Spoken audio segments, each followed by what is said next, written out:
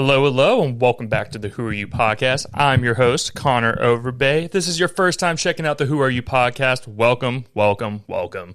Make sure you give us a follow, a like, a subscribe on all the social media at Who Are You Pod for all of those there on Instagram, YouTube, Twitter, Facebook, all the normal spots. This is episode 208. You guys should probably know where to find us nowadays. Today, we are sitting down with a very, very special guest, a gentleman that hasn't been on the podcast since we started the YouTube channel. So we're very excited to be sitting down with Jesse Ferrell today, the founder of Upland Clothing Co. You may have seen his videos on all the social medias or YouTube as well. Welcome to the podcast, my man. Super happy to have you back here today. Bro? Love this shit, bro. Yeah, man. So before we get started, please let everybody know where they can give you a follow on the social media, see your content, where they can find your clothing and everything in between. Like on Instagram, my personal content, like my personal page is just Jesse Ferrell. And then for the brands page, it's just Upland Streetwear. I kind of changed everything to Upland Streetwear. Is that what it is now? Yeah, I apologize. Like, I apologize. You're all good, bro. Yeah, just kind of changed it all.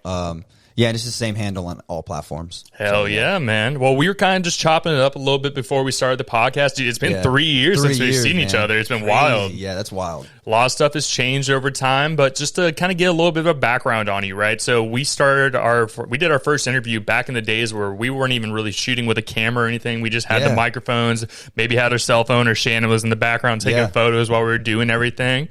But it's been crazy to see your growth, man. I've been loving to see you evolve as the times have gone on. So is your clothing brand, and so is your content. Yeah. And like I said, I was super excited to sit back down with you because it's just like sitting down with old friends, man. Yeah. That's exactly what it is. A lot of stuff happens in 3 years, and you've been on shout out to OG Sessions with Nick Usher and the boys over there. I've been seeing you've been on their show a couple times as well, and we finally got the studio back up and running here, and I was like, let's get him back in here, man. I appreciate it too. Yeah, I appreciate it, man. So how's life been going? It's good, dude. A lot's been going on, bro. Like nonstop. I'm putting out content like crazy, but yeah, you've probably seen, I've been using Nick's videos again. I've been putting it back out, because I was going back through it and I was like, man, so much has changed even from that period. Yeah. It's just wild, bro. Yeah, like one of my favorite videos that like you guys, I was rewatching it. Like you're very big in like the health consciousness, which is a great thing to do. Like I remember they were talking to you about like you don't drink alcohol, you don't obviously no drugs, nothing like that. Like you've always been clean and from your background because you came from a spot where there was a lot of that around you, correct? So you decided to break that mold and go away from that kind of stuff. Yeah, dude. My family was all into that, like my dad and stuff, and then my mom got cancer, so I was like, bro, I'm out of it. I'm like not touching nothing. Hey, man, to be honest with you, in today's world, I respect that because there's a lot of people out there that any kind of substance they can get their hands on, they're touching and doing and everything. And I'm not sober like myself personally, but I do respect the people who take that extra step and say, you know what, I don't need it, man. I'm just gonna keep on going with my time. Keep going sober, man. Yeah, I can't even take that risk. Yeah. And is it like a thing where it runs in the family, like whether it's alcoholism, drug issues, or anything like that? I don't know. I mean, my dad and them were the only people who were really like that. So not really in the family, but from I guess my what I've seen, so I was like, nah, I need to make something of myself. Yeah, man. And I can't take no risk of like derailing that train. It's a smart thing because like even with me, right, like Shannon knows, like my family has a long lineage of like alcoholism problems. Yeah. And for me, like I still do drink, but like Monday through Friday, I don't even look at it. And I guess I really don't have that bug in me where I'm like, I can drink half a beer and walk away and wouldn't even think about it again. Well, it's funny how it affects people. Like some people can do that and then some people can't. They get addicted, and then it's just interesting how like it affects the individual. You know? It's just everybody's different on it, and like I've just seen it to the point where it's just like, is it worth it? You know, in a lot of ways, and we all know, just like cigarettes and everything else, alcohol is not good for you. Yeah, it's not good for you. Obviously. This isn't like something that's like a secret to anybody. Right. And shout out to Jefferson, actually one of Shannon's coworkers. He's a Bold City Brochet. He like crochets and does all kinds of different art pieces and stuff. He actually made these sitting right there. Oh, nice. And he told us his story of like finding sobriety, and I thought it was a very touching one because he's our age. He's in his 30s, isn't he? I think he's like 32. Yeah, 32. And he walked us through the whole like process of like, getting into fights in bars, getting kicked out of every single bar in Jack's Beach and everything because of his addictions, whether it was to alcohol or drug issues. Yeah. Talked about, wanting to end his life and all that kind of stuff. Yeah, like very, very deep. And nothing good comes from it. I'll tell you that. Not one thing. I agree, man. So it's cool that, and I also feel like our generation, like ours and even the generation below us now, are really moving away from that kind of stuff. And I think that's a really cool thing that they're doing. Yeah. I started seeing a lot of sober like stuff on Instagram, and I'm like, bro, like it's cool now almost. And I was like, this is weird almost to see, because before it was like the total opposite. You're like a loser if you're sober, so it's a funny transition, you know? Yeah, time changes, Yeah, man. how it just goes up and down and it comes back and it change. You know, it's all just ever changing. And do you have any siblings or anything? Yeah, I just got a brother. How old's your brother? He's like 28. We're not really that close. Okay. Yeah, Are you guys around the same age? Because how old are you again? I'm 32. Okay, so you guys are around. Yeah, we're around the same age. Yeah, like me, I have a 16-year-old brother, 17, about to be 17 Yeah. year old brother, and it's funny just talking to him because I try to give him guidance on things like, hey, this is what I did at your age, don't do it, it's not really worth it, kind of thing. And now it's funny to see he's like really into like the sobriety side of things, but also going back and finding church and all that, and that's been another thing that's kind of blown up as well. As a lot more people are finding religion, which I'm not personally religious myself, but I also find no issue with it if it gives you power and helps you stay on the right Whatever path. you got to do, right, to stay straight. I respect it, man. I respect it. Yeah. But no, it's interesting because they've been posting. I've seen a lot of the internet like tallies and just general information how alcohol sales have gone down I've seen that tremendously. too. Yeah, I've seen that too. I was wondering if that was real. I could see that though. I could see that being real, Well, in today's world, man, like I tell Shannon all the time because we have some friends who are single and like to go down to the beaches and like go to the bars and stuff. I'm just like, man, I'm not chasing anything. It's not like, and also I'm not trying to spend $30 on a drink. Yeah. Also, JSO is sitting right there on the corner waiting for you to come by. Like just trapped you. Yeah, bro. It's just not worth it, man. It's like there's nothing you can find good about any of that stuff. I agree. I agree. But what have you been up to, man? So I've been seeing like a lot of travel. Like I think I've seen New York, California, all that kind of stuff. Where all have you been going recently? A lot of New York, a lot of Miami, and then California. So that's like the three main hubs that I like work out of. Basically, because that's the cultural in the skate world. That's like the big culture hubs. Okay. So like New York is like obviously closer than California. It's like a 2-hour flight. Oh, so I go in and out of there all the time. Like for the day, sometimes even like I'll just fly in. Yeah, same day, hang out for like 12 hours, and then fly back late at night. Even. Damn, look at you. So I mean, just the network and like meet up with people, and the brand has like picked up there in California. Okay. Yeah, so everything's like online, and it's crazy. That's awesome, man. Yeah, it's sick. So from the year, like obviously when we started talking, I believe that was in like 2022, if I think it correctly there. Yeah. So from there to now, man, like what's really all kind of changed for you? Because obviously I feel like the brand has, gotten picked up more, as you were saying, become more popular.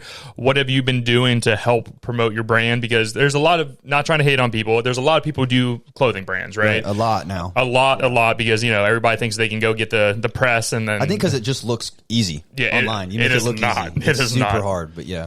So what have you been doing to help really promote your brand and get into those markets? Because New York is big, obviously, not even just the streetwear, but just fashion in general. Yeah. Same with California, Miami. What have you been doing to help kind of stand out? I've been sending like a lot of packs out to kids for free. Yeah, I'll be like, hey, or they hook me up even. They'll be like, hey, I would love to ride for your brand. And I'm like, all right, sure, I'll send you a shirt. And then they go get clips. Like they'll get skate clips, and then I repurpose those clips for myself, and I make ads out of them. Oh, okay. Yeah, and then I market those ads on like Ads Manager, like Facebook and Instagram and YouTube ads. Yeah, and then just kind of funnel it into this like system. Okay. Yeah, so I'll be like, all right, here's a free shirt, and then if you're good at skating, like obviously if you're like tapped into the culture, not just like to anyone. Don't be trying to get some free shit. Exactly. That's what I'm about to say. Yeah. Because I feel like that's what a lot of people, like a lot of clothing brands that I've talked to, or even people who are just in the fashion industry, are always like, oh, yeah, there's always people hitting me up for a sponsorship or this kind of stuff. And really, they're just looking for free clothes. And then they may not even do the work that they said they would do. Because obviously, like, you're spending your money on this. Oh, man. yeah, bro. You spend your hard earned money and you get it. Because it's happened a lot. I've sent it packs out and then I'm like, hey, man. And then they just ghost you. And it's like, all right, cool. That's the game, though. That's like part of the game. I get you. It's like at Publix, if they offer you free samples, but you never buy what they offered you, they just lost money, Yeah. So it's the same concept. They just have to eat it on that side. Like, oh, man, we sat up all day and didn't sell nothing. Yeah. So same concept. But I've also seen like you've been getting more into like the denim side of things and a couple like more clothing, more the like foldable and clothing. Yeah, because when we were like talking a couple years ago, I was just starting that. So I've been tapping way more into the clothing thing and then perfecting clothes. Okay, more. Yeah. So it's been more like I don't know. It's been more fun but hard. I get you. So it's like you're trying to take that like, all right, how do we elevate it? Because at first I was kind of when we were talking kind of shirts. I was getting into the denim, but I think I only had like samples. Okay. Something like that. So yeah, I did a full run of denim twice, I think. And then same thing and sent a couple. I have like team riders in California. That's pretty cool. Yeah, so I sponsored like 4 or 5 kids. Okay. Yeah. And I've also seen, have you done sunglasses in the past as well, Yeah, right? I just dropped a couple of new ones, Hey, good for you. that's probably what you saw. What made you want to get into eyewear? Because like, obviously you're going from head to toe is what it's kind of seeing right now. But I've done it all so far. Like eyewear, beanies, hats, glasses, all kind of glasses, denim, jackets. Any shoes or anything yet? Not shoes yet. No. Okay. Yeah, that's like the next level game. Dude, I've sat down with a couple guys. There's a group here in town, the Wolf Ones.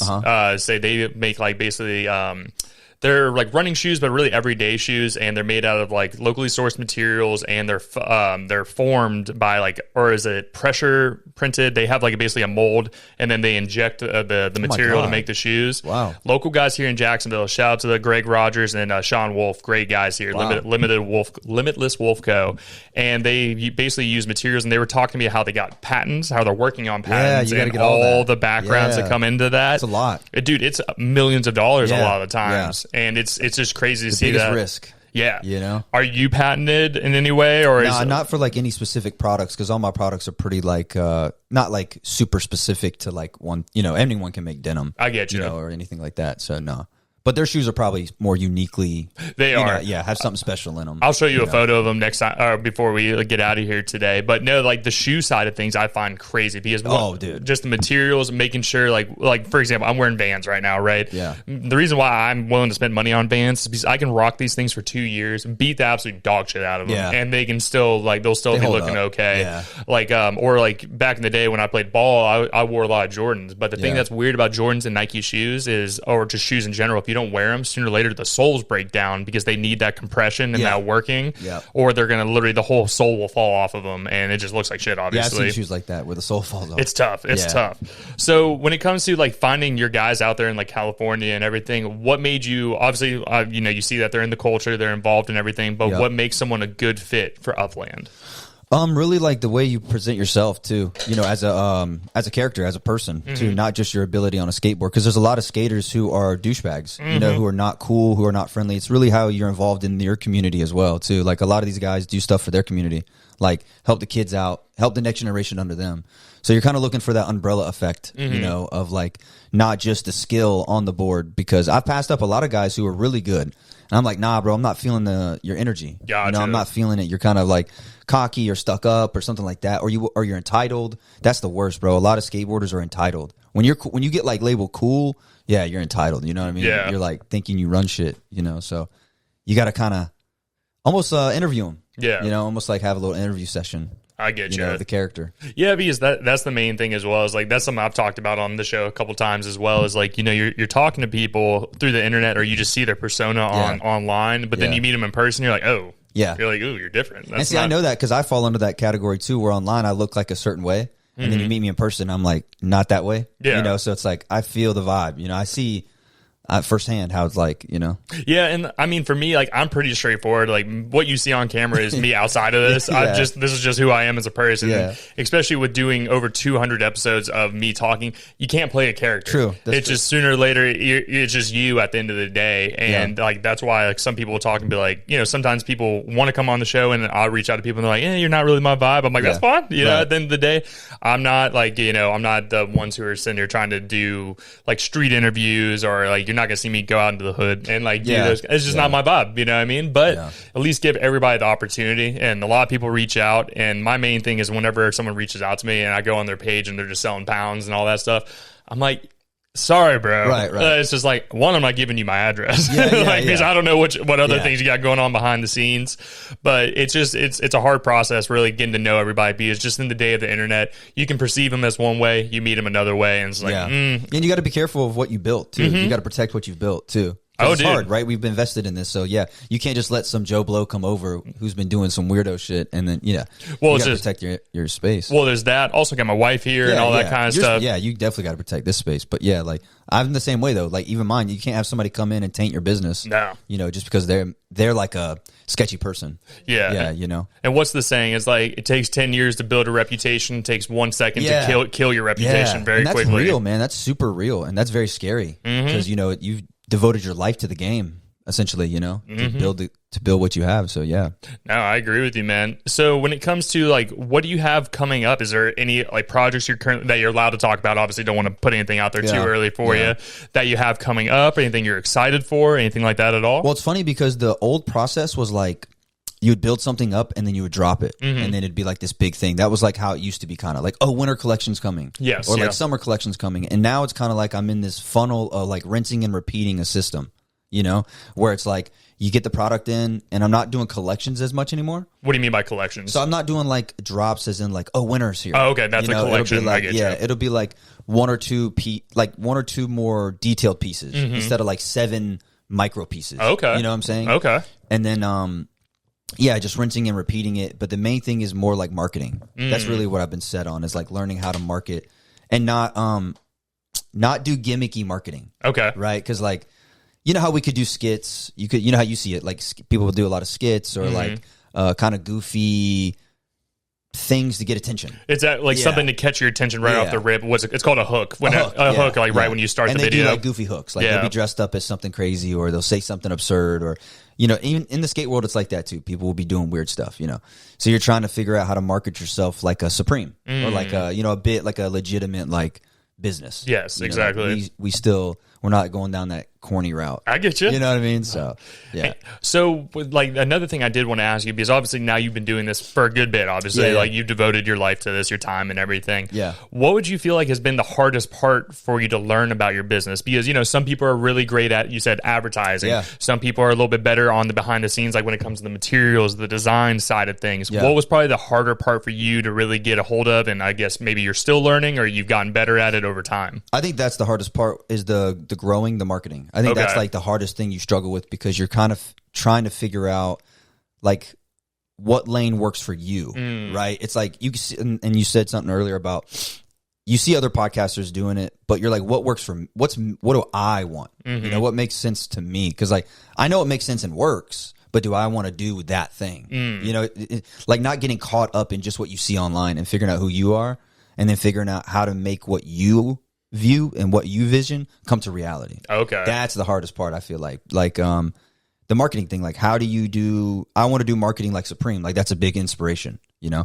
And I'm thinking, okay, how do I do that with what I have? You know what I mean? I get you. Yeah, so like, but not steer like when you get down. Okay. Like, you know, so you do something and let's say it doesn't work out right. And you're like, oh man, that sucks. You know, I'm nobody. You know what I mean? You know how we all get. I've been there. Everybody's 100%. been there. Right? Every creator has been there. Like, oh, I'm nothing. You know? Yeah.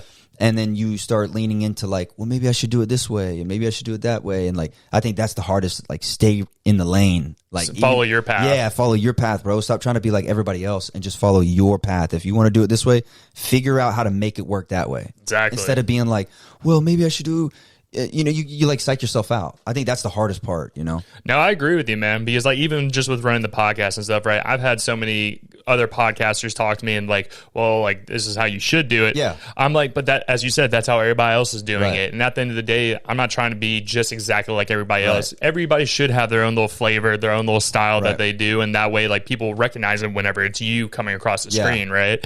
Like there's a lot of times where people will get these guests that maybe they're not actually interested in, but they know they got some clout behind them. That's not my vibe personally. Right. You know, I've had people on here who have 2 Instagram followers. Yeah. And that's fine because they're a small business owner or they're a food truck owner or they're this or that. And at the end of the day is like, also a big thing I'm very big on is I will never charge anybody $1 to sit on the couch with me or to sit on the chair next to me, because I just find that to be a little it's just at the end of the day, like this is supposed to help promote you when it's a handshake deal, right? Like your brand's getting some exposure. You're helping me by helping like giving me a guest to be on the show, and it should just be like that at the end of the day. And see, if that's your view and that's your vision, and then like stick to that script, you know what I mean? And it's like, but other people come to you and they'll be like, yeah, bro, you should charge them. Yeah. I'm like, what are you doing, dude? It should be $500 a guest. Hell You know, and they go, you know what I'm saying though? Like they take it crazy, and you're just like, no, that's not what I'm doing, man. Yep. No, the best way that you can help us out, buy some clothes. Yeah. Leave a like, a subscribe, comment for the boys. Yeah, don't take much. Yeah, I say it's like I'm very much so. It's a good time. Invite me out to events. I love going to events as well. Yeah. And that's the biggest thing is like learning, as you were saying. Like I feel like marketing for me has been a big thing as well. Yeah. Because I started off where I was like, I don't need to make videos. I don't need to make clips. That completely changed. Now I do a clip. I post at least 1 clip a day, and then also just changing up the topics that we've talked about over time. Because like originally we started off as just business owners. Yeah. And we still do talk to a lot of about business owners, but we also do like content creators, comedians. Like we just had Bobby Brown Jr. on, and he was I don't know if you are into comedy at all, but No, like not really. Okay, I like comedy, but I just not cultured. You're good. There's nothing wrong with that. There's a big YouTube show called Kill Tony. Yeah, okay, I know that one. Yeah, he's been on Kill Tony. Oh, word. Yeah, and he was with Cam Patterson, which was the guy. He's like I'm not like dumb about like rocks, and like has traveled the world He's with funny. him. Yeah, great dude. He's funny.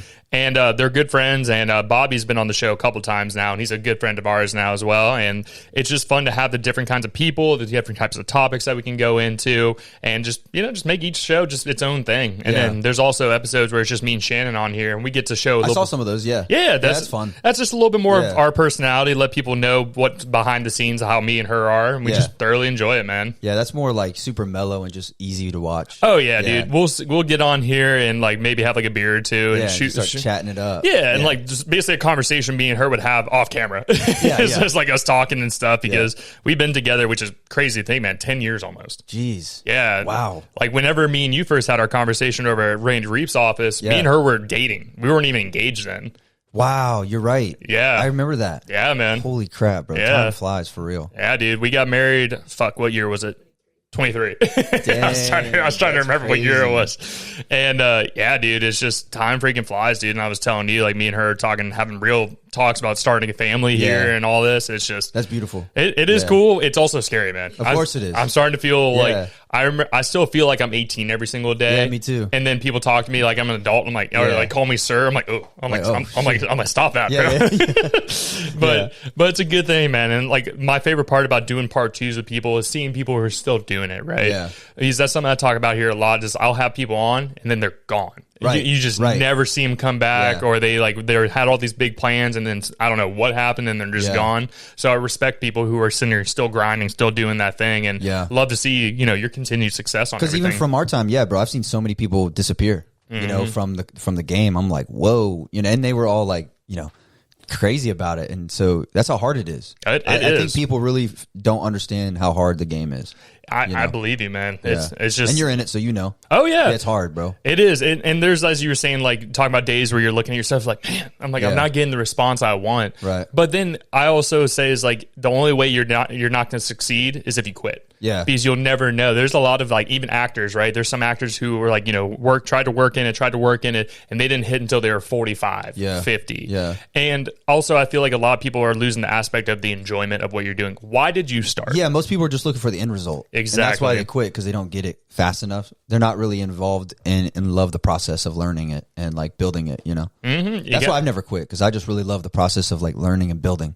And failing is actually fun sometimes, You have to have failures to make those lessons. Like for me, I've like tatted on my arm is never a failure, always a lesson kind of thing. That's always been like since I played ball back in the day has been a what would you call it, a slogan or whatever you want to call it. Just like whenever I'm down bad, even though I may not immediately think about that, it is something I come back to. It's just like you got to take your lumps, you got to take your bumps. It's not about how many times you fall down, it's how many times you get back up. Yeah, that's real stuff. It's not just quotes. That's like real life. Mm-hmm. I know some people probably think it sounds cheesy, and also there are circumstances, right? Like with me and Shan, like we missed 2 weeks, and like that's something that bothers me because I'm very consistent. I like being consistent. What, 2 weeks of posting? 2 weeks of we didn't do any interviews or no conversations for 2 weeks, just because we just had to get this house put together, and we were moving and painting and doing all this 2 stuff. weeks probably felt like 2 months. Yeah, like you can ask, she knows, like I get itchy because she's used to me being in the office editing and doing stuff, or like Sundays are my days that I make the videos and get everything posted and ready for the next week.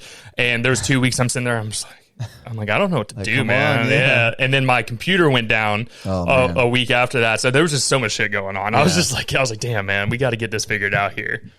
Yeah, that's how I am too, bro. Like I post every day. I try to. So. And do you make all your content, right? Like nobody else? Yeah, I do everything. Good for you, man. Yeah, everything. Anything that you see on Upland shit or my personal is just me. Good for you, yeah, dude. no team. Besides like the guys skating, obviously. But yeah. Like, all the ads, all the photos, photo shoots, set that up. The models, set that up. Yeah, everything.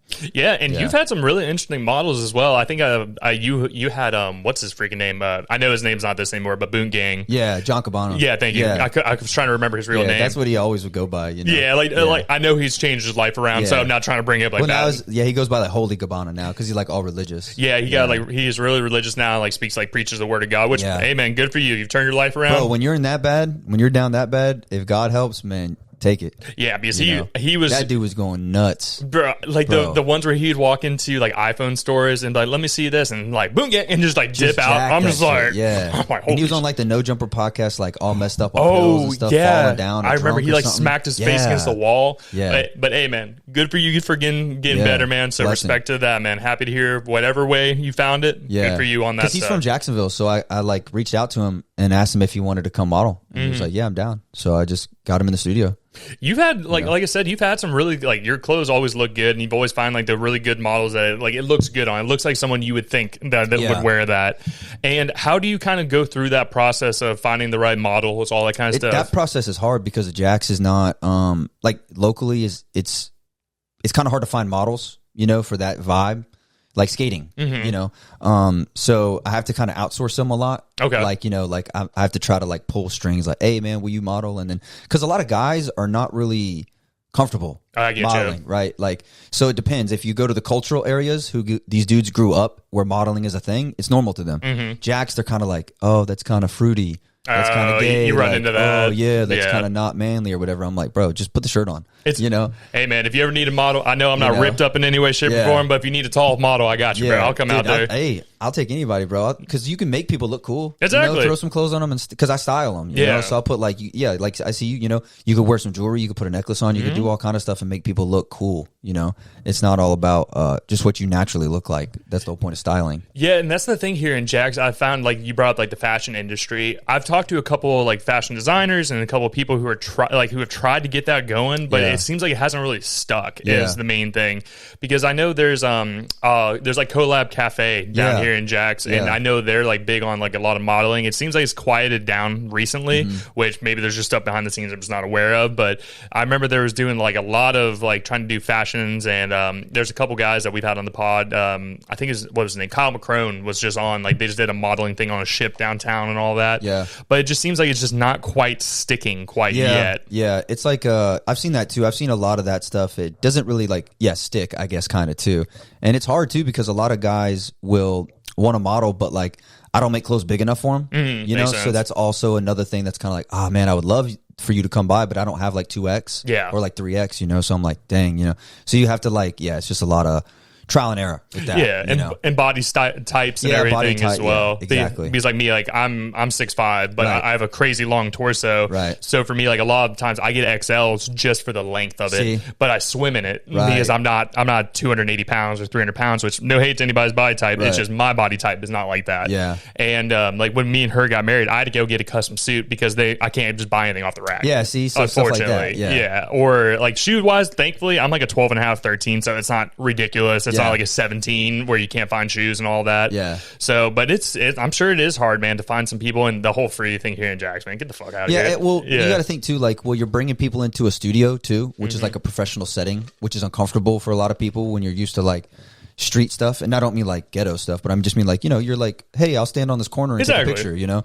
It's like that stuff's cool, and there's a moment for that, but I'm trying to merge, like my brand is like merging the two. I get you. Where you take like the street style and then you put it in a clean environment, or vice versa. Like you make really clean, nice apparel, and then it can be worn in the street skating. But it can be both. It can be it's premium, but it can be on both sides. Right, because I'm kind of like that. I'm like a guy who's like from the street style, and then like go skating, and then but I could wear the tee like to a nice dinner, and nice outings, and people still compliment you. It's versatile. Yeah, it's very versatile. So, I like that. Yeah, it's pretty cool. Yeah, because like for me growing up, like some brands I was always into. I was a big Diamond Supply guy. That was always like a favorite brand, and to be honest with you, way overpriced for what it was. It was screen printed shirts for $80. Screen printed tees, it was crazy. But I always just liked that style. I always thought that was cool, and I'm a beefy tee guy. I like a thicker t-shirt kind of thing. Too, not trying to be weird. Like I don't like having my nipples like pop through the shirt or anything like that as a dude kind of thing. I've always liked the beefy tee, and I feel like the material of the beefy tees stay together better. Yeah, because like, dude, I still have some Diamond Supply shirts in my closet that are fucking 15 years old. Yeah. And they're still holding together pretty well. The BVTs are nice. I like a heavy tee. Yeah. I just think it always just like kind of fits the guy better in my personal opinion. On that side. But yeah, man, like there's a lot of brands that have kind of changed up over the years. Like Diamond Supply, I don't see quite as much anymore, but they're kind of a little bit more on like the Supreme side where they like would make a drop and then people would go and grab it. I'm trying to think of like what else, man. But like also a lot of streetwear has gone with like the shoes now with like Nike SBs gotten big or the Nigel Houstons were coming out with them. Nike just took over basically. basically Yeah. everything. That's They're in like every culture. It's business, man. Yeah, that's how it goes, man. Because they even took over like the skating world, basically, because they got all the money. You know? Yeah, I mean, when you have a multiple billions of dollars, it's crazy. Coming like, from not skateboarding, basically, all their money comes from like the bigger sports. Like yeah, you know. But I feel like skating has continued to get bigger though, because now they have it. Aren't they throwing that in like the Olympics or something like here sooner or later too? It's cool to see that that's really come along as well. For me, I was never like a great skateboarder. I did it whenever I was young, probably from like 12 to about 16 when you get your car, right? And I was always like, I always rode like the nickel and the penny boards. My first ever actual skateboard was a Plan B. Nice. Or no, actually, that's not true. It was a Tony Hawk. What was his Birdhouse? Yeah, Birdhouse. Yeah, I got one from Walmart when I was a kid, and That's dope. That was my first one. Trying to ride around and everything, trying to ollie and having the board slip out and everything. I may have told you this story from the first interview we did, but you know Kona Skate Park here in Jacksonville, the famous Kona Skate Park, the oldest one. Yep, oldest one, and most video games. If you ever played Skate or the original Tony Hawk games, it was all in there. And there's the famous snake that drops into the bowl, right? Yeah. So me and my buddies went there. It was me and 4 of us. We were there. I was there for 10 minutes, and I was like, "Oh, I'm feeling bold. I can drop down into this." So I start at the top of the snake on my nickel board. Oh, so you're going fast. Yeah, going fast. And as I go into the pool, my back foot slips out. Oh man! And I split. I do a full split. I ripped both my quads within 5 minutes of being there. What? Yeah.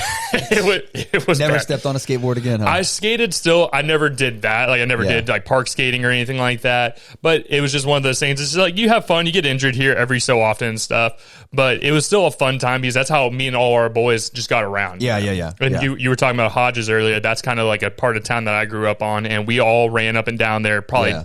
I don't know how I was a heavier set dude back in those days. I don't know how I was because I swear to God, we traveled 30 miles a day, whether it was on skateboarding or walking around. Dude, that's how it used to be. Yeah, you'd just walk and skate miles. It was so fun though, man. Like I talk, me and her have been really in our nostalgia vibe lately, just talking about the old days, and maybe it's just us in our unk status now. Yeah. And dude, like Big unk. Yeah, that's right. Well, like you remember being a kid, bro, and like you knew where your boys were at by seeing where the bikes were at, or where the skateboards were outside someone's house. Like, oh, they're over there. Let me go knock on the door and say what's up. Yeah. And now everybody's on their phones. Or like nobody really hangs out. I know, bro. Yeah, it's pretty weird. It is weird, and like knock on wood, I'm very lucky. I feel bad for the kids these days. Really, you don't have that true friendships, man. Like I have buddies like shout out Nolan, Cam, TJ, Trent. These are all dudes I've known for fucking 20 years, and a lot of what keeps the bond is what you went through. Yeah, like skating around and biking around and having like fun times. Just living life together. Right. Like we've experiencing childhood together. Yeah, and like going to high school, we also like all these guys were either involved in our wedding or around our wedding. Nolan's my best friend. I've known him since I was 5. Yeah. And he literally was the best man at my wedding. Me and him know everything about each other. It's the same with our friends, but I feel like people are not getting that really like close, like I feel bad because that's got to be pretty not fun. Just lonely. Lonely and boring and just sitting on a phone all day. Yeah. As a kid. And that's something even I'm trying to work on now is like there'll be times where me and Shannon get off work, man, and we just sit there on our phones. We're just decompressing, but you get sucked in very quickly on social media. And like when you get on those reels, that's where you get sucked in. When you get on that, just And I'm bad about it. Like hand up here, like I'm bad on it. And like when I had Bobby Brown on, he was asking me, he's like, what's your favorite movie that you've seen recently? I haven't been to a movie theater in 10 years, or not 10 years, probably like 5 to 7 years. Wow. And there's just nothing catches my attention because I feel like the originality of things have changed as well, where a lot of people are trying to do the same things as we're kind of a topic of this is just doing the same thing. It's like rinse and repeat, the same thing. Everybody's doing. It's like a lot of the movie theaters is like Marvel movies, basically. Yeah. That's the only thing that comes out is like superheroes. That or Fast and Furious 27 comes out. You're just like, Jesus Christ, dude. I went to see that Predator movie. It was dope. Did you like the it? New one, yeah. Okay. So, I have to go see you one. might peep that. I have to go see it. Yeah. But another thing that's been new, I've been seeing that I've been peeping that you've been doing is the Pokemon cards. Yeah. I've been like throwing some packs around, dude. So how you been liking that? Because that's something that me and my buddies have talked about for the Deej and Bet side, has been talking about getting into the sports cards and having that stuff. Yeah. How have you been enjoying that? Because that's really freaking blown up, man. I wish I had still had my original Pokemon cards. This seems to be $500,000 right now, bro. It comes and goes though. I mean, I remember it was popular and then it like died down and it got popular, same thing with everything. Even like all the clothes is getting popular and come back and but it's fun, dude. It's just fun to like have personal collections, and I'm not really doing it to like make money. I don't really care about that. Just something you enjoy. Yeah, it's just kind of like a throwback of like, oh man, I remember this, I remember that, and then to have something like a collection to try to just have a mission to like collect. But if you pull cards, I mean, that's cool. Yeah. You know, but it's mainly just for like trying to complete a collection, have something to do, post a little content. People like to watch, you know. That content actually does pretty well on my socials too. That's good. Yeah. So I kind of use it as a funnel too. Yeah, so just I, bring like, more eyeballs in. Yeah, bring more eyeballs in. It's like, so it's like people, because I've learned that like you were saying, like we're all around the same age in our, you know, bracket. And so like we all skated at one point. We all tried. At least tried. Yeah, at least tried. At least we tried. all played Yu-Gi-Oh! Or played Pokemon or played like some card game. Yep. You know? And then we all rode bikes and we all did all of this stuff. And maybe we don't all talk about it, but like when you see somebody else doing it, like your age, you're like, dude, I remember that. And it pops into your brain. It pops into your brain. So I've been using that as like a funnel to like pull people into the brand and then also to the skating and stuff. Okay. You know? And then people will be commenting like, bro, I used to skate when I was 16 and whatever, you know. But he's a big Pokemon head now. Yeah. You know, like big. I'm not really big. I'm just like collecting. But these guys will know everything about it. You know? And I'm like, we're just kind of blending the cultures. You know, and that's the thing that's cool. I feel like in our generation now, as well as like that stuff used to be looked at as like nerdy and all that stuff, right? And they didn't have the group, but now everybody's pretty cool with whatever you're into. Yeah. There's most likely, depending on what it is, obviously, but most likely there is a group for you, especially on social media. Like a lot of people like to talk shit about social media, how it's bad for you, and in a lot of ways it is, but in a lot of ways it does help you connect with a community, right? Yeah, it does. Like, there's people who reach out to me I'll never meet in my life, but they shoot a message, say, hey, dude, I really enjoyed your video or your episode on this. And that makes me feel good. Yeah. And it really shouldn't be a validation thing that makes me feel good. But it's cool, like, that knowing that it's reaching someone that I will never most likely ever meet in my life. And to see that it's not just me talking into a black void and never getting any kind of response back to it. Right. And sometimes, like, the social media does blend, but it is also very segregated in a way of like people don't really understand there's no rules to life. Obviously a lot of times we're like you're conditioned to believe something is only one way. The box, man. It's like if I like Pokemon, I can only like Pokemon. It's like, bro, you can wear like a Supreme hat and dress cool and throw some cards down, and you don't have to like be this box, you know? Because I've ran into that a lot of times too, where it's like people are only one way, and I'm like, bro, you can do it like this. I agree. You know, and you can blend you know, there's no rules to this game. You gotta think through, man. And like at the end of the day, I feel like a lot of people need to stop, like you're saying, looking for the end result and enjoy the journey, because the journey is what is going to have you get to a point where you're happy with what you got going on, right? Or you can look back and be like, wow, see what we built. Well, a lot of it's confidence too. Like a lot of the people don't have a lot of confidence. They don't think they can pull it off. You know what I mean? Like, and so I kind of use my platform to kind of bridge the gap, to kind of be like, bro, you could be like this, and then throw some nerdy stuff down, you know, and then go right back to some positive quotes, and then, you know, go back to Pokemon, and then go skate, and then go to the gym, and you could like you don't have to be this one singular personality. Yeah, you know, and that's what makes people is like we're all into all kinds of different stuff. Like a lot of people will talk to me, and like obviously like I've talked about playing sports here and all that stuff, but I've been involved in so many different things over my life. Whether it was like video games growing up, like I was really into like all the Call of Duties and all that stuff, but also like you said, Yu-Gi-Oh cards, all that stuff growing up, and then I also talk about me, my sports background. I wasn't freaking LeBron James or anything like that, but it was a part of my life that I thoroughly enjoyed. And then we also go into like golf content. Me and Shannon make a lot of golf content now as well. Like anytime we go with our friends, I'll pop out like I'm sure you've seen the DJI mics and stuff that you can wear. Mic up. Yeah, man. I've started doing that and trying to get more comfortable in public doing that, because that's the one thing I would say I'm nervous about is just being that very guy. Awkward, bro. Yeah. But at the end of the day, it's something that you're having fun. You should enjoy. And if people are talking shit, you're never going to see them again. Yeah, I've learned that, dude, because I've been doing vlogging for my personal channel. Like I've been like vlogging the life. How do you like it? It's awkward. Yeah. You know, obviously like walking around, like filming yourself, holding the camera up. But yeah, it's the same concept. Like if I'm in a different city or even here, it's like, I'm never going to see that person that just walked by me again. Exactly. Like who cares what they think, you know?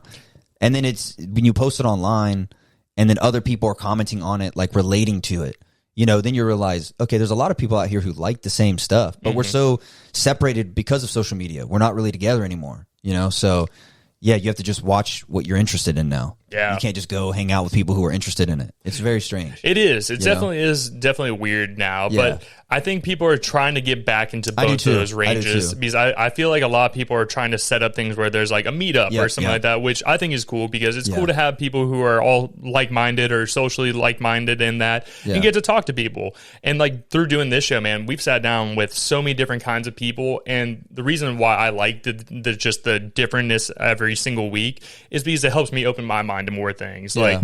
Like people ask me all the time where like, hey, I saw you didn't like push back on their idea there. I'm like, that's not my job here. Yeah. Like my job here is to ask questions and let people explain how they feel about things or talk about things and let them do their thing, because this show is not about me. It's about the person who's sitting beside me. Yeah. And I like being able to promote people, because some people might agree with what your thought was there, or they might disagree, and that's fine. But at the end of the day, that's kind of the point of it. Yeah, that's kind of the whole point. Because there's some people who are like, oh, you want to like, why didn't you argue this point? I'm like, that's not the point. That's not what this is. Yeah, this isn't a debate show. Right, this is a let the person who's sitting next to you explain what their thoughts, what they feel, or talk about their business, how they and why they do things, and go from there. Right. And at the end of the day, like that's the part I've enjoyed. There are people who I've sat down with who, even though I may not agree with their ideals on things, at the end of the day, it's how they think, and that's cool. There's nothing wrong with that. Yeah, I agree with that.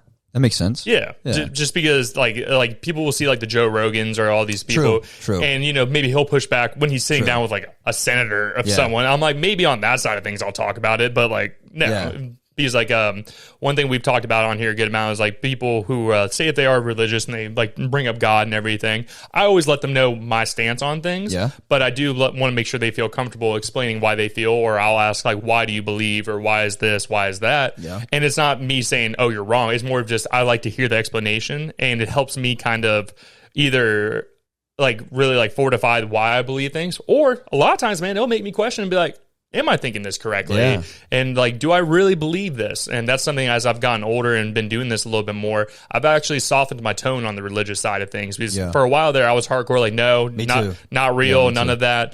And then I've experienced life a little bit where things could have gone a different way that didn't, and I'm still here to this day. And I'm like, maybe, you know, start questioning. I'm just a little bit more open-minded to it, rather than when I was 16 years old and thought I knew everything. And just shutting it out immediately. No, it's just the world doesn't work like that anymore. Man. Yeah, you got to think a little more. Yeah, you got to have a little more depth, you know. So I did want to ask you about. So you said you have some skaters and everything like that. Who's on your list of skaters? Who's a part of the brand and all that kind of stuff? Like the team. Yeah, who's your team? Well, there's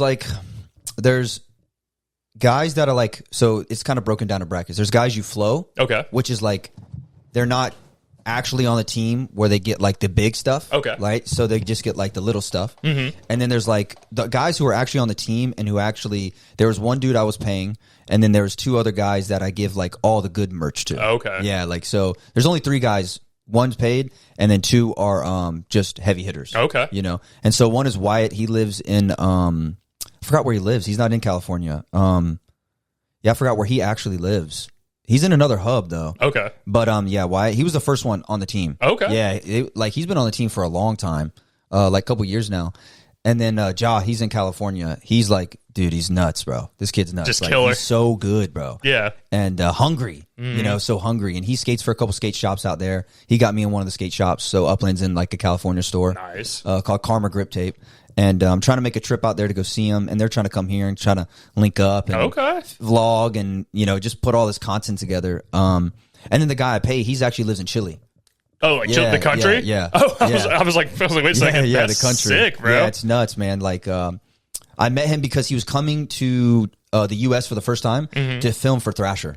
Oh, really? Yeah, so he filmed a part for Thrasher, and he was wearing all my stuff in it. Really? Yeah, in the video, yeah. That's badass, and dude. So, they had like a big premiere in a movie theater, and everybody was there to watch it, and he had all the Upland gear on, and then when he went back, we kept that relationship. Yeah, and I was like, dude, I'm willing to throw, you know, I'll pay you, bro, like, because you're like out here, you know, you're good. So yeah, I've just been paying him to get clips and stuff. Yeah, so basically, he performs, you pay him, all that kind of stuff, right? Yeah. And so obviously, you know, it's hard just to hand out money to everybody, right? Yeah, so I 100% get you on that. Like with me, I would love to be able to, you know, sponsor people and hand out cash. Yeah. I'm in the same boat where I can't just do, hey, 20 people, here's $1,000 a month on that. Like it's just crazy. not feasible at the current moment. What made him the guy for you that you wanted to, like, you know, make him a paid sponsor? Because he was he approached it in more of a professional way. Like he had a manager and stuff too. Okay, so he has some management behind him. He had things set up. And he has credentials of like Thrasher, and he has the connections of that, filming and stuff. And I'm like, all right, you know, this is more of a serious relationship. Okay. You know, this isn't just like a kid off the block. This isn't some 16-year-old that you don't know if you can trust kind of thing. Right. Gotcha. So, you know, so I'm like, yeah, that's an investment. Okay. You know, yeah. But as long as you get your money, you know, you're skating out of it and you get your clips, you know, because you could do a lot with a clip. Of course. You know, you could take a clip and turn that into like 7 clips, and you could turn it, and you have all kind of platforms to post it on. So if it don't do good on Instagram, maybe it does good on TikTok, or maybe it does, you know. That's the thing I find weird a lot of times, dude, is like I'll post a clip and on one page, Me too. it'll go for like 5K views and everything. I'm like, oh, bet that actually got a little review. Yeah. And then you go to Instagram, it's like 200 views. I'm like, yeah, I hate it, bro. I can't stand that.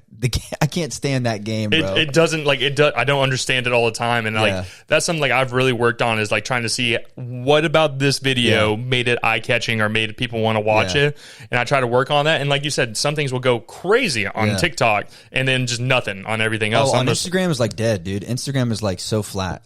Instagram's weird, man, because it's just like. And then, like, there's also, like, a lot of times when you post a video, say, oh, pay $20 and this will get you 10,000 more views. I'm like, I'm not doing that, bro. It's just, like, everything's a subscription-based Everything's now. paid. And I'm just not doing that, man. Because that's what I was saying. Like, I made a video the other day, just posted it on my story about content, about basically saying, like, bro, like, don't be scared to, like, repost your clips, too. Oh, 100%. You know what I mean? Like, a lot of kids think that, like, when you post one clip, it's dead after that. Like, oh, people saw it. I'm like, dude, you don't understand how many people are scrolling. They see it, and then they forget about you in 5 seconds. Yep. You know, post that clip 3 days later even. You know, post it to a different platform. You know, post it a week later. Like, make a new title for it, you know? That's something I've done as well, where if someone just completely, like, it got, like, 50 views, I'm like, nope. I'm like, time to take that down. I'm reworking that video right now. Yep. Especially if it's a video about something you believe in or stand for or your ideas or, like, you're passionate about. Like, promote yourself. Oh, yeah. You know, don't be so scared to, like, oh my God, no one liked it or saw it. Okay, try again. Yeah. Post it again, man. You never know, man. And a lot of times it takes that one clip. Like, dude, I've been posting those clips from Nick, and they've been blowing up on like Instagram, and they're 3 years old. Hell yeah, man. I don't even look the same, you know. I mean, remotely the same, but you know, I'm not even doing the same stuff in those videos. In my mind, I'm like,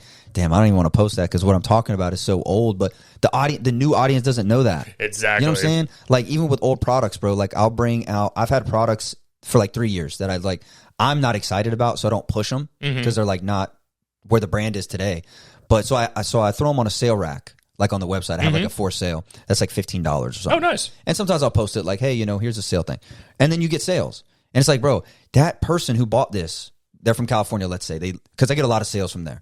And so let's say they're from like California. I'm like, dude, that kid didn't know that was 3 years old, that product. Exactly. He had no idea. That person, whoever Johnny is, let's say, you know, they have no idea. So everything is old to you and new to a stranger. You got to remember that. I think we really forget that. Like, you know, and you're not promoting yourself to your friends. You're trying to promote to strangers. They're the ones supporting you anyway. Dude, you know? I've said that to so many people. Bro. It's never going to be your best friends that are fully supporting you. It's going to be that random dude on social media that's going to that likes what you stand for, that likes the colors, and that will buy it. Yeah, dude, I've had people hit me up from like completely different parts of the United States and like, dude, I really fuck with what you got going on. Yeah. And like, I am looking up where my boys do, like, they'll talk to me about my clips. They're like, oh, dude, I saw that was sick or whatever it is.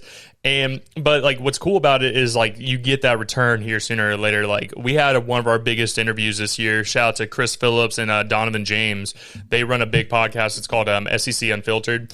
And we had a clip go off for almost 500,000 views this year. That's our biggest clip ever. Sick. And what was crazy is I didn't even reach out to them. They reached out to me. Wow. They just happened to be in Jacksonville at that time. They're like, hey, dude, we've seen your content. Would love to come on and everything. And like, I looked into them. I was like, wait a second. I like looked at their page. I was like, let's go. I was like, oh shit. Okay. And like, I'm a big sports fan. Like, I love football, love basketball, all that stuff. And it just fit the vibe and the brand and everything. And to be honest with you, we had one clip that I thought I wasn't even going to post it, funny enough. Yeah. And that one went off for like 300, 400,000 views. I was like, holy shit. See, bro, that's what I'm saying. You just got to put it out there, man. Yeah. You really never know the unknown. The world is a big place, bro. It is. You know, and we forget that, live in our bubble. Well, and like another person I watch, obviously a lot of people watch this person, Mr. Beast. Yeah. He's kind of the new like Steve Jobs, right? Yeah. Currently of like YouTube and all that. Of content, in general. And like he even drops nuggets for people on podcasts like, hey, this is what I do. And he's like, I'm not holding back the information. He's like, any of y'all can replicate a lot, obviously certain things you can replicate, other stuff that costs $10 million. Yeah. Most layman people are not going to do that. But he's like, this is how we style our video. This is the speed that we do it. This is how it catches people's attention. And I'm like, oh shit, okay. Yeah. And like, you have to study the game. Just like with everything else that we're talking about here. Yeah. That's why a lot of people fail the clothing thing when they start too, and they quit because of that same thing. They put out a product and then they think that like, oh, it didn't sell, and you have all this money tied up into it. But it's like, bro, you post like 5 pictures. Yeah. You know, try to figure out new ways to wear it, new models to put it on, new places. Just keep promoting yourself, you know? And I think a lot of people don't understand that. Yeah. You know, they think that, oh, I put it on Instagram and everyone saw it and they don't want to see it again. It's like, No. trust me, those people forgot about you. Yeah. You know? And that's something I've talked about a lot. And like, I've brought this up on the show. Whenever you're younger, right, and you're so worried, you're self-conscious about yourself, like you're in high school. And then you get older, man, and you learn it's like 99% of the time, people are not thinking about you. They're thinking about themselves. And like, it's not to say everybody's selfish. It's just us as human beings. Yeah. We are trying to take care of ourselves, make sure we are okay before we care about anybody else or anything else going on. Yeah. And that's why it's okay to be goofy and show some stuff, or even like, you know, you post something and maybe it didn't go the way you wanted. You can just keep trying, bro. Yeah. Just keep trying again. Yeah. I think that's one good thing. When I started my brand, bro, it was before social media was hot. That's true. So I didn't have access to visually seeing 1,000 other successful clothing brands, right? Like, I was just in my own lane. I didn't have like a phone in my hand being like, oh my God, there's Johnny's clothing and there's Becky's clothing. Oh my God. And comparing yourself. You know, so I had ultimate focus on me. You know, I think that's like why kids fail too today. Comparison is the thief of joy. Yeah, it's a real thing, but I think it's even subconscious comparison. You can even tell yourself you're not doing it. Yeah. I'm not comparing myself, but it's like subconscious. Like, you kind of just saw what microphone that podcast was using and said, man, maybe I need better ones. Yep. You know, and you're like, no, you don't. Just use what the fuck you have. Oh, dude. You know what I mean? Like, I'm very big on that, man. Yeah. Like, when we started this podcast, man, like, I did everything as cheaply, not cheaply, but as cost effective as possible. Yeah. Like, I got the soundboard, I got the 2 microphones, and that's what I started off with. Because if it, say, like, I didn't want to invest so much money into something, and then you're into it for 2 weeks and then you're done. Right. Like, it's just not, it's not worth the time, man.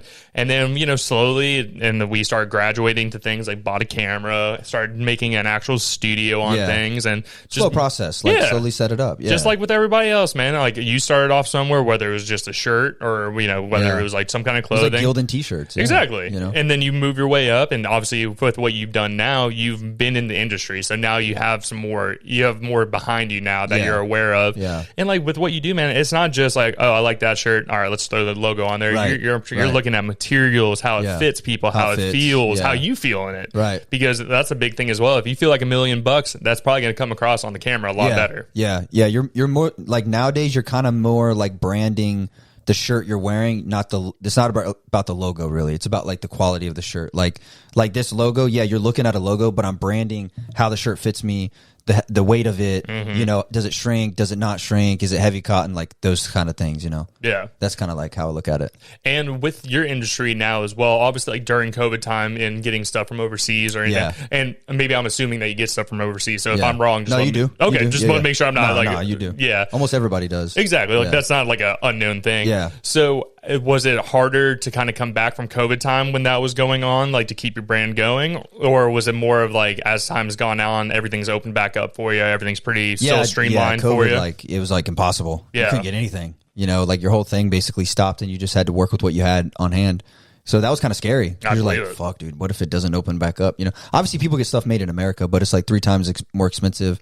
And it's just more expensive. I get that. You know, it's probably cool to make it in America. I mean, I don't know if it really matters. It depends on everyone's perspective. Yeah, because there are a lot of people who are like, oh, American made is the only thing I want. And like, I get it. Like, I'm all about trying to support our country. But really, anything you wear ever from any company you've ever bought from is made overseas. So, 100%. Yeah. Look at all the tags. Yeah, those Jordans that you're wearing, I promise you, they were Every made. Nike shirt is made overseas. Exactly. It says it on the tag. Yep. You know, made in China, made in Pakistan, made in Turkey, wherever, you know. Yeah. Yeah. And with you, like, did you find like certain countries make better clothing in your opinion, or is it always just kind of just materials are kind of similar throughout? Yeah, materials are pretty similar, but for me, it's like communication. Okay. That determines like how I work with them. You know, it's like, are they friendly? Are they just trying to get money from you? Are they like, you know, are they trying to like help you out really? And are they producing the right thing that you like you're ordering? Because like my dad, funny enough, like the way I was able to go to college is my dad had a promotional business, and he made like, you know, any kind of logoed shirt, pins, hats, you know, anything you could really want. He was like the middleman for you on that side of things. And funny enough, he ended up making enough money to pay for my college to go. And that was back when he was like 26, 27 years old. Wow. And I helped like buy him and my mom their first house, all that kind of stuff. Damn. So like that was something, because originally when I was starting to look at merch for the Who Are You, I was like, you know, I just didn't know where to start. Yeah. And that's the biggest thing is like, as you're saying, you don't want to get taken advantage of. You also want to make sure you're buying, you know, decent quality. You don't want something that they throw in the wash one time and then this is all hanging off or it's all stretched and looks bad on everything. And like when he started breaking it down to me, I'm like, oh shit, I didn't realize how much went into this kind of stuff. A lot goes into that stuff, the decision making and like that's why you order samples. Exactly. You know, but again, that takes time, takes money. Samples are expensive, you know, like more than like your sample is like a third of the cost of the whole production. Yeah. You know, so it's like, geez, do I want to order a sample? You need to order a sample because if it, you know, there's so many questions that you ask in the beginning. And then today's world as well is like making the art, right? Yeah. You know, there's a lot of like shout out to House of Creates, one of my good friends. He is a big like digital creator. He makes like a lot of the like flyers or like logos for like different brewing companies here in town or just a lot of businesses here in town. He's made the logos for them. Nice. And like when he originally told me his pricing, I was like, that's a little expensive. Right. And then we went through it and like had some stuff made with him in the past. I was like, okay, I get it now. Yeah. Like you're spending a lot of time. You're doing this yourself. You're not passing this off to someone in Pakistan who can do it on Fiverr in 10 minutes. Yeah. He's like taking the time, sending you different kinds of like print styles that you can do, or like, you know, maybe you change the font of it to look like this and everything. I'm like, okay, it goes a lot deeper. And the work he's done for us in the past has been amazing. He's a great dude. Shout out to House of Creates. Yeah. That's why I think like brands like also struggle too, because everything does cost. Yeah. You get a graphic designer, like let's say $200. You get a studio session, $200. You get a photographer, $200. You get product, $500. It's like, dude, before you even drop your first product officially, you're at $1,000 or something. Oh yeah. I mean, what person has that? And they're nobody. And then in the clothing side, there's minimums. Then there's minimums, right? Yeah. And so, I'm like, whoo. Yeah, then you're stuck with it if it doesn't sell. So that's kind of why I don't think, but I think that's why like clothing is so like if you figure out a way to make it, it's so like, whoa, how'd you do it? Exactly. You know, they're kind of like, what is your trick? You know, and there is no trick. Right? It's hard work. That's just what it's it just is. failure. That's the trick, basically. No, I agree. A lot of failing and wasting money. Yeah, and that's like with anything, like especially with doing this for so long now. I've taught myself a lot where I try to like not exclude people, but I try to if I can make it cheaper as possible and still make everything look good and all that. That's my biggest thing. Like you know, we didn't pay anybody to paint any of this stuff. This is all stuff that we built and done in our own time. You can cut costs a lot. Exactly, and like I taught myself video editing. That was a pain in the ass. It's hard. That's hard. And then audio editing and all that stuff is just self-taught. But luckily, we live in a time where YouTube's available, and you can watch 20 YouTube videos and start piecing things together, and then you add your own little flair to things and just do your thing. See, that's the hardest part about clothes is like even if you learn design, it still costs money. Oh, 100%. You know what I mean? So that's what's like the catch is like, oh, I went to school for graphic design. I design all my own shirts. Okay, that's great. What about the production? Yeah. Oh, that's $1,000. That's $500. That's $300 for just hats. You know, so it's like, wow. Yeah, like each run I do, like hats are like $300 for like 25 hats, 50 hats. Especially with you having the embroidery and everything like on there. Depending on what you get. Yeah, like depending on how deep you get tags in it, that costs. You get a button here, that cost. Yeah, so it's like nuts, man. That's wild. Yeah, like the jeans I did for the embossing where they have to like make the stamp and they like emboss the denim. Like it's like a stamp. It's wild. That's how they pretty do sick. It's sick. Yeah, it's like some crazy technology, you know? But you pay for it. Obviously. Oh, yeah. Yeah. So it's just nuts, man. I love it, man. Yeah. No, man, it's been so cool to see everything with the growth with you, man. Like I said, super happy to see everything still going well for you. Yeah, bud. thank you, bro. Thank you, bro. Yeah, man. And like I said, it's an open door for you here. Anytime you want to come on, anytime you got something new coming out or anything, man. Like I said, we're right down the street, bro. Yeah. All down. Yeah, you for were it. close actually. I put it in my maps. I was like, dude, he's right there. Yes, sir. Yeah, I was like, that's crazy. It's funny. That happens a lot just from the side of town that we live on and everything. I like being over here because you're kind of in the middle of everything. Yeah, you're in the middle. You know, you're like 20, 30 minutes away from, say if someone lives downtown, they can come down here. Yeah. It's 30 minutes away. It's not like I'm in like Callahan or I'm in like Middleburg where that's like you're on the complete other side of town. There. Yeah. Yeah. So we tried to plan that, and also this is just the side of town that we just enjoy living on. Yeah. And it has a little bit of everything for You're kind of us. ducked off too. Like you're in a nice little chill area. Yeah, you know? it's a quiet neighborhood. Knock on wood, we got very, very lucky with what we found over here. And like my biggest thing was finding a yard, having a backyard, and just some stuff that we could do whatever we wanted in. Like our old apartment, man, like we're not getting our safety deposit or our deposit back on that. Yeah, I remember, Unfortunately. Yeah, that was further away from here though, right? Yeah, no, it was actually closer to you. Was it? Yeah, that one was off of like Kernan. Oh, that's right. Okay. Yeah, okay. that one was over there, and Yeah. now I can say it now that we don't live there anymore. But yeah, man, it's just changed up over time, and we're super happy with the house. There's obviously still a lot of work to be done, but this year of content is going to be a fun year of content. It's gonna be a new year. Oh yeah, this is content. I think we're gonna be pushing it really hard this year, man. Yeah. But like I said, I appreciate it. And before we get out of here, I do have a final question for you. So Gotcha. I've actually changed my final question this year on things. Usually I ask like, do you feel successful? Yeah. And now my question is, are you happy? Probably not. No. Really? Yeah. No. So why do you say that?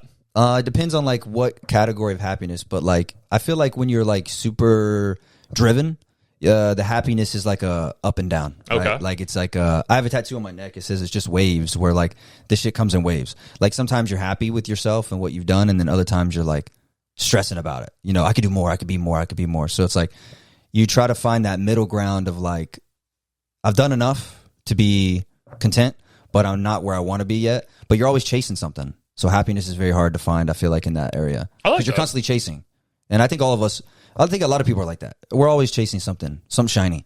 No, you know? I don't disagree with you. So, yeah, you have to like always like have a pep talk to yourself. Like, come on, man, settle down. We're good. We're happy. Yeah. I don't know. We still need this. So you're like constantly going back and forth. But yeah.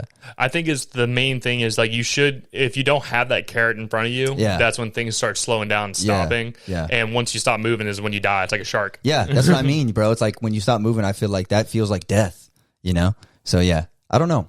It's a hard question because it's up and down, you know? No, and there's no wrong answer to that. Yeah, and of course not. Yeah. That's why we've changed up these like the like, do you feel successful? Yeah. That was a question that a lot of people like had a similar thing where it's like some people were like, no, I fucking don't feel successful at all, but they drive a $150,000 car. Yeah. And then there's other people who have barely anything and they're like, yeah, I am happy. I'm content. I got things. I got a roof over my head and food in my stomach. I'm like, I respect that as well. Yeah, like there's no wrong answer really. Yeah, no, there's not, man. But before we get out of here today, is there anything that people should be keeping an eye on for you when it comes to Upland or anything coming out here soon? Or just keep an eye out on the pages? Just keep an eye out on the pages, man. You never know what's going to pop up. I like it. You know, we might pop up with another pop-up. We might pop up with some content. You never know. I like it, man. Yeah, we got some stuff working. Fuck yeah, dude. Well, let everybody know where they can give you a follow, where they can keep an eye out, your website, all that good stuff, my man. Oh, yeah. Check out the website. It's just www.uplandstreetwear.com. I like it. Yeah. And that will be linked in the description below, guys. So if you guys have any questions or you guys want to see what he has going on, everything will be in the description below. Upland Clothing, or it's Upland Streetwear now. Yeah, Streetwear. Sorry, I keep saying Clothing you're Go good. from the original. It's all good. So guys, make sure you guys check him out on there. And while you guys are doing that, make sure you guys like and subscribe, man. We love when everybody is, cross-pollinating. That is the point of this show. We want our guests and all of our listeners to go check out who we're speaking with. So make sure you guys go show some support. It is free to subscribe, to like, to comment. It helps us out and helps us, like I said, keep on going with this stuff. And while you guys are in the liking, subscribing mood, make sure you guys give us a follow on all the social media. It's going to be at Who Are You Pod from everything from Instagram, TikTok, Twitter, Facebook, YouTube. The YouTube channel is coming along. We're adding more and more videos. So make sure you guys just hit that subscribe button. It helps your boy want to continue making videos on everything. And then my final thing for y'all, if you feel like you'd be a good fit for the show, you're a business owner, an entrepreneur, a comedian, an athlete, and you feel like you'd be a good fit, hit us up in the DMs. Give us just a little description of what you guys do. A lot of people like to post and say, hey, I want to be on the show. I'm like, okay. I'm like, what do you do? Right. So just make sure you guys just give us the description. You can put it in the DMs or you can email us. It's going to be whoareyoupod@yahoo.com, and maybe we'll have you on a future episode. But my man, Jesse. Yeah. Part 2. This was a crazy good episode, man. I appreciate your time today. And like I say to y'all every single week, we will see you guys next week.